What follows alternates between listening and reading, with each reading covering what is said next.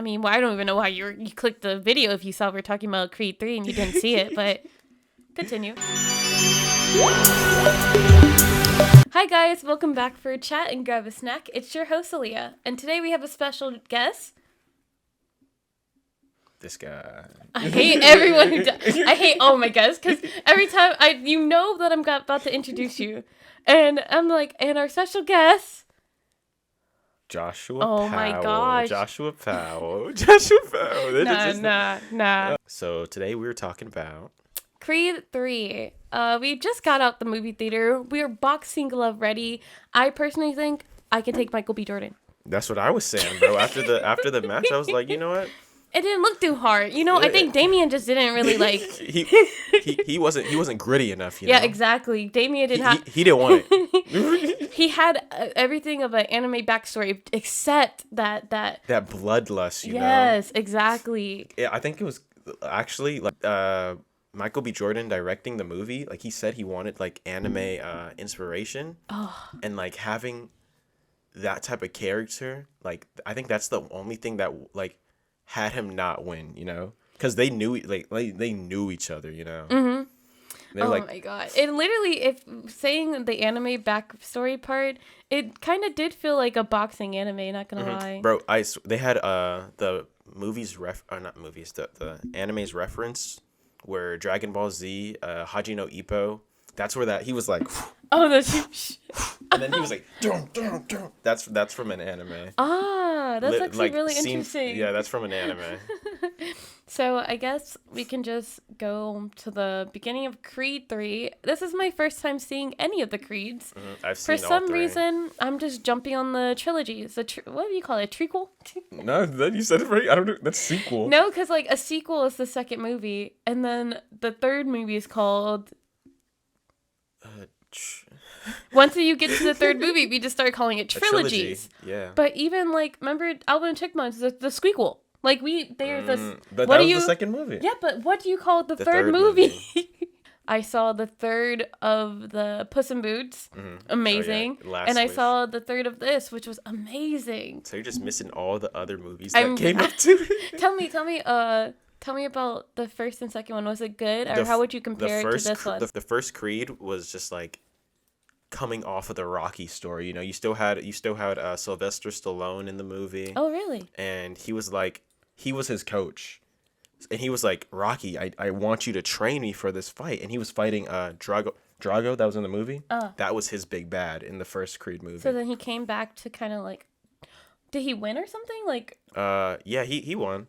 That after you saw like, so in the movie, he has like these he always has like that like scene where he's down and out. You saw where they count. Yeah. I swear he gets knocked out all the time. That's why he was like, "How many concussions you got? Like, you're old, man."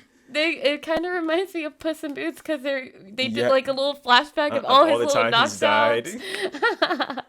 Oh my gosh! From the first Creed movie, yeah, it was kind of coming off the story of like showing that this is the Rocky transitioning into Adonis Creed's son, you know, because Adonis Creed was Rocky's coach, and then Adonis went to go fight, and then he got killed when Rocky was training him. Or Adonis, no.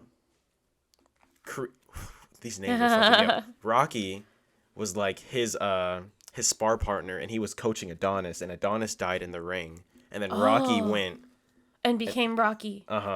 Oh, that's really interesting. So that's why they were so connected, because it was like Rocky and Adonis Creed were like they were there. There was that team. So Rocky coaching the son of Adonis Creed was like. That was the whole plot. Yeah, that was the whole plot of the movie. And then he was fighting Drago's son, and Drago's the one who killed Adonis. Now it's a family affair. Yeah.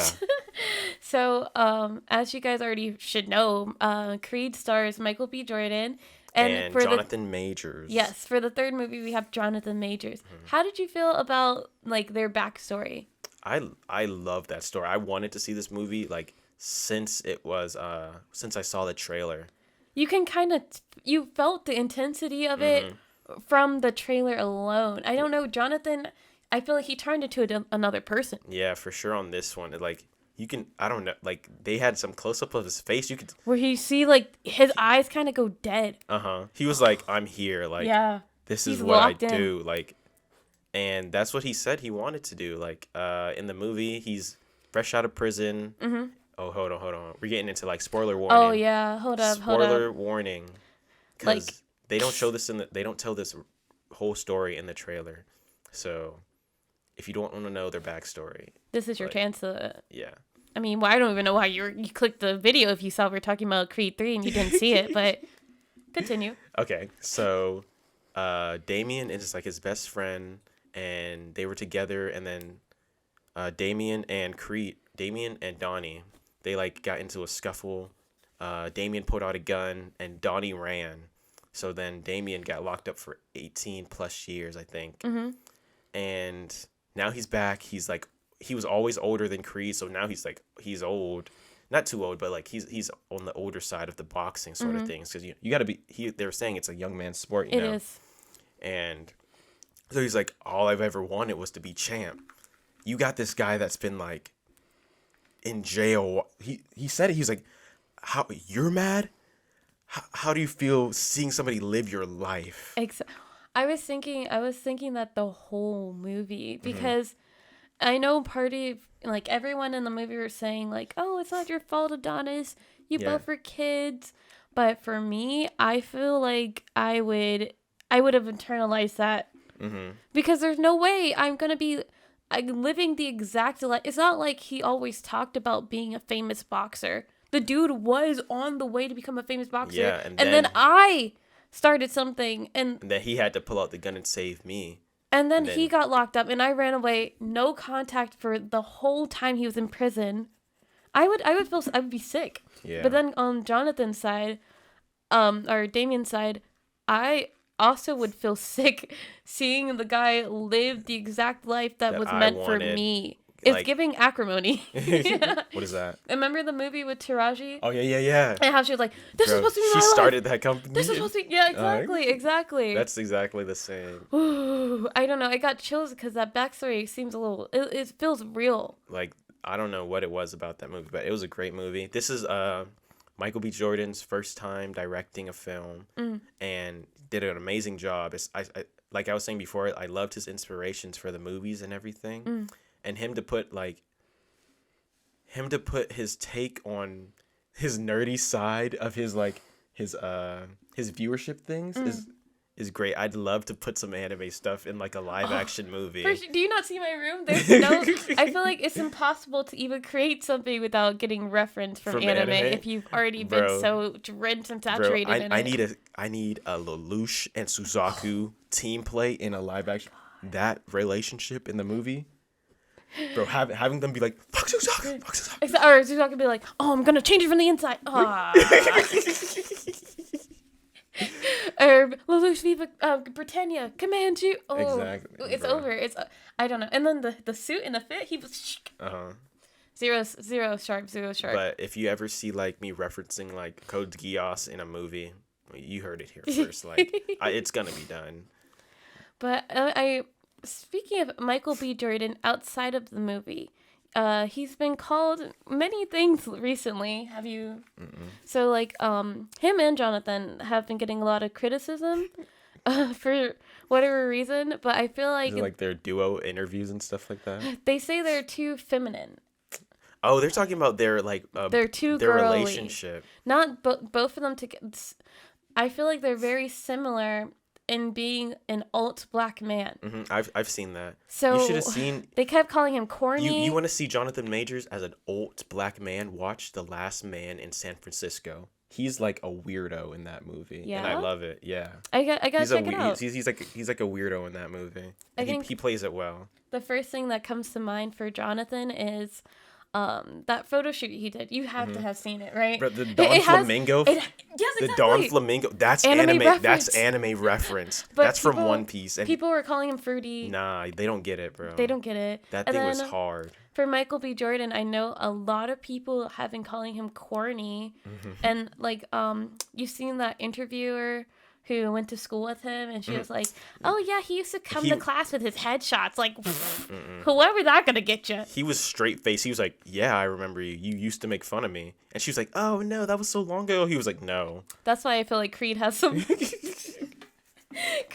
truth to it. If I was Michael B. Jordan, I feel like I am really similar to him because some of the things that I've been interested in throughout my life, I've been called like white or like Oreo. I was talking about that. I wasn't talking about it, but I was thinking that the other day, like. And now look at me, like you have the people that be like, "Oh, there's like you're into like the white stuff. You talk white. You do like white, bro." I have like a surfboard in my car. I do what I like to do. Yeah. Like, that's me. I think these things are cool. I skateboard. I skimboard. I think these things are cool. That's what I like doing. I feel like you can't get anywhere if you don't step out of your boundaries. Exactly. I was having a conversation with a guy I work on my job with, and he was like, he didn't have like a different variety of cooked like steak and stuff till he left home. He's from like Maryland, a black guy. He was like, all black households are the same. He was like, he didn't have any type of variety of like steak and stuff till he left home and had like white roommates. Not saying that you get that variation from being around white people, but like stepping out of your comfort zone, stepping out of your four squares, stepping out of your four walls, puts you into like, there's more in the world than what I've been like shown. Exactly. So back to Michael B. Jordan and their relationship. They were like, they're brothers. Yeah. How they are in the movie is how they were in their press conferences, how they were like in their interviews. That's them. And they were saying they're like, they're like sus. Yeah, I hate that word so much. Like, bro, their business, like their brotherly relationship. That's just what it is. It's platonic. And they're making money, so exactly. You go blame me? Yeah. I know. Be like, I learned how to box for this movie. You want to fight me? And they're, but you know what's funny? It's like they have literally everything that people ask for men. They're tall, they're buff, they're famous, they're successful, but they're still called corny for being compassionate, for being introspective. It's just very interesting to me. It's kind of hard to even navigate as a dude these days. I see this. There's this. I never know who it is, but it'll be like a random video of like what women don't like men to do. Oh my god! And he'll go to the list and it'll be like what black men can't do, or what men can't do anymore. I recently just saw that. It was like, eat a popsicle, eat a banana, to give the girl exactly the money that she asked for. Like, it was. I know exactly. He'd be like, go to the list and be like, go down and look. Like, I think what kills me for those videos is seeing him pull up the screen. Swiping over. Oh gosh. He's like, dang. But as I was watching the movie, I had a question I wanted to ask you. So if when you get famous, how long of it when you get famous will you like keep that door open? What door? So for Michael B. Jordan's character, he knew Damien as a kid. They stopped talking a long time ago. He became rich and successful. But when does it get to the point where you close that door to any old people? I don't feel like you ever have to close that door, but when you definitely have to lock it, right? No. Let me. So my thought is like, I don't think you ever have to close that door, but to have some like. Because what I've realized in my life, like, everybody has their own path, you know? You're never going to be so close as you were in, like, high school or middle school. Because high school, middle school, I see you every day. Yeah. Like, you're my dude. Like, I see you every day. Especially with me, I do want to, like, get out and reach out more to my friends and stuff. But I work every day. Yeah. I'm on a job that I'm 6 months in a different city. Type stuff, you know. You have to know when to set that boundary because we take it back to real life. We've had celebrities and athletes become famous, and then when they go back home, they get robbed, they get used. You have cousins coming out of the closets and people Oh my coming out the goodness. corners talking about, oh, I can hey, Josh, remember me? I can name off like 3 specific people. So you have the Ice-T story. Yeah. He went back to his hometown. They robbed him. You have the Kanye West story. His cousin robbed or stole his laptop with all his music on it and asked for like $200,000 to buy it back. And then I recently watched the Meghan Markle story. Mm-hmm.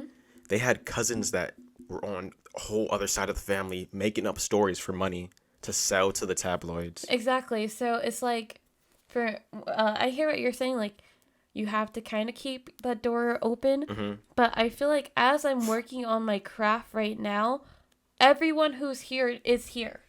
I get, yeah. If that's what it is, then Because look, Michael B. Jordan was handing out headshots, right? Mm-hmm. He was focused and honed in on his craft. and now he's there. And now then, he's there, yep. and now you have people saying, Okay, "Oh, I went to okay. school with him. I know Josh." You know, like Okay. I thought- know that right now. If I were to blow up right now, I know exactly who's in my circle and who's not. Mm-hmm. Like, there's no penetrating like circle once I blow up. Okay. I thought you were talking about like friends that like kind of drifted away, but you're still friends type thing. Even then, Even once you that's- become famous, it's different. There's a reason you're drifting back. I guess so. You weren't here for the come up. The guilt that, because like I was saying earlier, if I was Michael B. Jordan's character, Mm-hmm. I would feel personally responsible About because for he what ran. happened to He him. ran. Like He ran away. He started the fight. Like, I Mm-hmm. feel like I would have felt that I owed him for ruining his life. mm-hmm. He tried. Granted, he didn't need to pull out a gun, and his mother, Michael B. Jordan's mother, hid all his letters. Yeah, that's what I was gonna say. Like, but I feel like that's what you're talking about when it comes to closing that door. She didn't see him as like that person that he should be around. But it's not even about the person that, because look, he wasn't even that person when he was sending those letters. He got locked up as soon as that situation happened, and he's been gone for the last 18 years. So all 18 years he's been trying to send letters. Mm-hmm. So that could have been as soon as he got locked up, 2 years after, you know. But for someone who that was the last time I've ever saw you. You got locked up. I took your life. I thought I would feel. And he was trying to be like, I just thought it'd be better if I tried to like forget, you know. And sometimes that kind of makes it worse, especially he popped out of nowhere and then all those feelings rush back. Exactly. That's why you can't forget. One thing about this movie for sure is like that you need his outlet was boxing. But you need something other than that to like express your feelings or whatever you're feeling that day, you know, or what's been bothering you for like a while, you know. And that's one thing that I was kind of like in the movie theater. I was like, bro, all you need to do is open up. Like, yeah, I was like 18 years of revenge. You mean 18 years of therapy? I literally forgot his wife's name. I want to call her by her real name. Tessa Thompson plays his wife. And Tessa Thompson plays his wife, and she was just like, Donnie, like, you're retired now. You can't.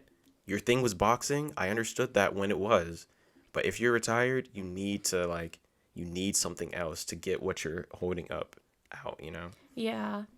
I thought her character was really interesting too. I thought they were going to play in on the like manipulation a little bit more, with the whole. Because like the scene where Damien walks up to her and is like, how does it feel seeing someone else live your dream? Like, I don't think that was just him like trying to see if she was feeling the same way. But this is you have to take note that that question was asked as he already had the thought to break that. Like he was already setting him up from the get-go. So that to me just felt like he had more planned.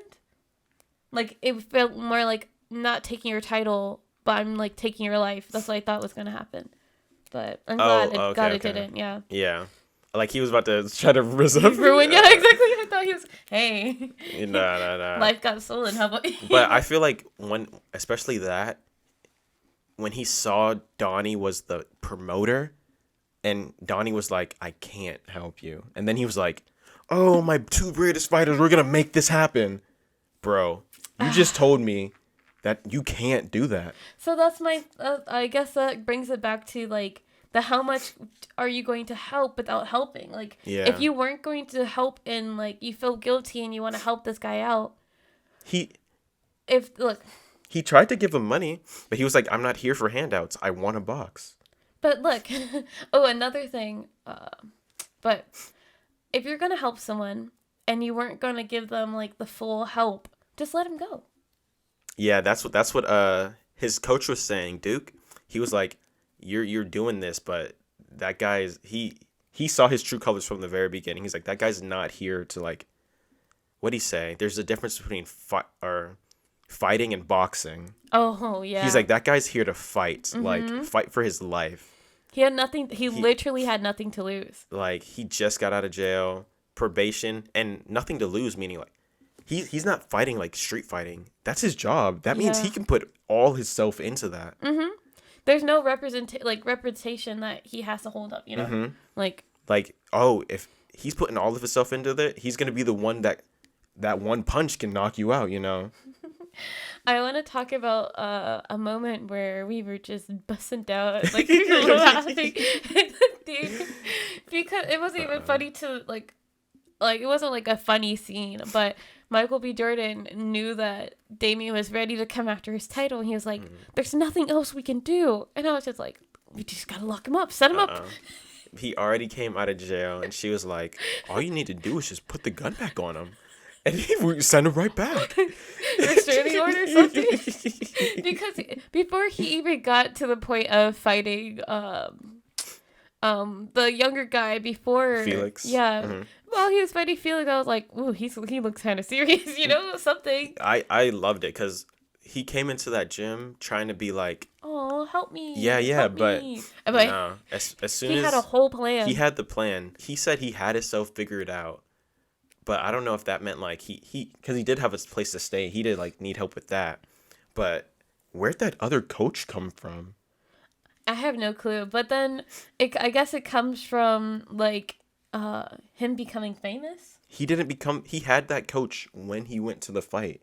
Yeah, that's what I'm saying. So, like, they were already promoting the fight.